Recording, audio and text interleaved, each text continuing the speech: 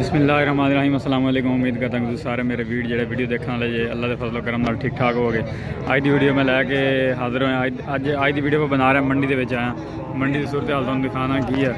तो अज मैं थोड़े भाइयों वास्ते वीडियो स्पैशल बनाने जा रहा। वीडियो आप जी इस तरह की बनानी है। वीडियो यार मंडी बनानी बहुत मुश्किल है। तो जोड़े भाई इस चीज़ को समझते हैं तो वगैरह लाइक कर दें जिस तरह का मुश्किल है। तो जोड़े भाई चैनल तो नवे नो सबसक्राइब कर लें।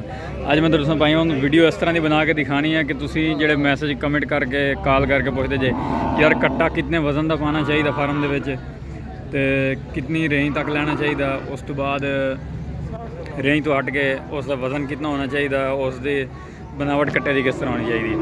अज मैं तुम्हें कट्टे इतने खड़े ने मंडी माशाल्लाह कट्टे तो बहुत सोहने ने, तो कद बुद्ध भी ठीक ने, वजन के भी ठीक ने। कट्टे जोड़े तुम्हें दिखाना मैं किस तरह के कट्टे ने, तो उन्होंने वीडियो बनाना आप बहुत अच्छी इंशाल्लाह वीडियो बनेगी।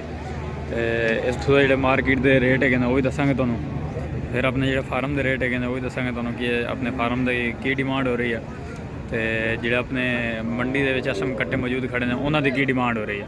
चलते हैं वीडियो अगर स्टार्ट करते हैं। सब तो पहले जी कट्टे की जी बनावट पाई जाती है। आ देखो आ जोड़े सिंह ने बिल्कुल छोटे छोटे ने, बिल्कुल छोटे छोटे मुड़े हुए सिंह ने। तो मूँह भी देखो माशाल्लाह कट्टे का बहुत सोहना है, छोटा जहा बिल्कुल मूँह है। तो कट्टे की बाकी जी है ना इस कट्टे के सब तो जी अच्छी खूबी है वही पाई गई है। बाकी जो पिछला हिस्सा वो इतना अच्छा नहीं है, लेकिन गोश्त के लिहाज नाल अच्छा है क्योंकि कमर ऐसी जी थले बैठी हुई है। बाकी दूसरे कट्टे जोड़े कि तुम दिखाना उन्होंने जो हिसाब किताब है।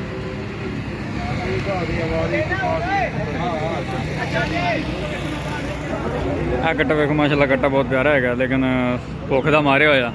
ठीक है जी, कद बुद्ध का वैसे भी माशाल्लाह बहुत अच्छा है। तो सिंह का भी छोटा, आ देखो सिंह भी छोटा है, इसका मूँह भी छोटा बिल्कुल। बेल जी बेल बोली जाती ना, बेल भी काफ़ी लंबी है, मतलब कट्टे की लंबाई चंगी है। उस बाद इसकी हड काठ है देख लो, दो गिट के दो जो गिट ने उस हड काठ आ रहा है। दूसरी गल एक होर भी पाई जाती कि चमड़ी वेखनी है, चमड़ी बिल्कुल बरीक है। मोटी चमड़ी वाला कट्टा नहीं खरीद करना, मोटी चमड़ी वाला कट्टा जो उस पर चर्बी चढ़ी होंगी वो नुकसान होंगे। ये कम अज़ कम 2.5 मन गोश्त है, 2.5 मन गोश्त के कट्टा 60,000 रुपये का इतने इस टाइम मौजूदा वक्त मंडी मिल रहा। तो बाई जो खड़ा है इस को 6-7 कट्टे हैं, इसनों 55,000 रुपये 60,000 रुपये कट्टे का लग रहा। तो अज मंडी जी है वो बहुत ही ठंडी पै गई है। मंडी के बंदे है कोई नहीं लैन वाले, बेचने वाले बहुत ने लेकिन लैन वाले कोई नहीं है बिल्कुल ही। तो बाकी जो दूसरे कट्टे ने तुम दिखाना मैं। एक कट्टा में होर भी खड़ा वो कक्का जहा, वो भी दिखाना तुहानूं। ना लगे बढ़ते हैं होर भी वीडियो बनाने जो दूसरे जानवर आए खड़े हैं, बच्चे आए खड़े हैं। बच्चे भी माशाल्लाह अज बहुत प्यारे आए खड़े हैं, तो उन्होंने वीडियो दिखाना है। बच्चे उन्होंने भाइयों के आए खड़े हैं जिन्होंने को असीं कट्टे खरीद करते हैं, उन्होंने को आए खड़े हैं बच्चे। बढ़ते हैं अगे, बाकी दूसरे कट्टे खड़े हैं। आला कट्टा खड़ा माशाल्लाह, इसकी बेल बहुत लंबी है, बहुत लंबी बेल का कट्टा। मेरे तो मोबाइल पूरा ही नहीं आ रहा,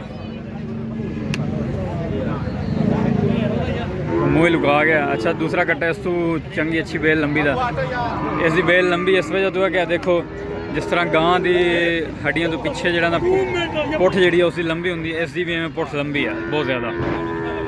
बाकी दूसरे देखो पुठ बिल्कुल छोटी है, इसकी देखो लंबी पुठ है। इस तरह के कट्टे जोड़े ने वो माशाल्लाह बहुत ज़्यादा वजन करते हैं, बहुत ज़्यादा ग्रोथ करते हैं। तो उम्र के भी पूरे ने, उम्र इन्हों की इस टाइम तकरीबन 14-14 महीने उम्र है। तो चाचा इन्हों की उम्र 14-14 महीने तो है, 14-14 महीने उम्र है इन्हों की इस टाइम मौजूदा वक्त। तो इन्हों का वजन तकरीबन 2.5 मन के लगभग इन्हों का वजन है। जिंदा वजन असी नहीं पाना, असी गोश्त का वजन पाना खाली। जिंदा वजन कितना पाया जाएगा इस कट्टे का? जिंदा वजन तकरीबन अपना 4.5 मन। जिंदा वजन इस टाइम 4.5 मन, मतलब कि 180 किलो। 180 किलो जिंदा वजन हो जाएगा।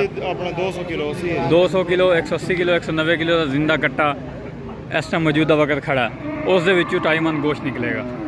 तो दूसरे जोड़े भाई जो कट्टा खरीद करते हैं उन्होंने यही अर्ज है कि जिंदा वजन जोड़ा वो 200 उत्ते लेना किलो, वो फिर कट्टा थोड़ा उम्र का भी पूरा होएगा, ग्रोथ भी अच्छी करेगा।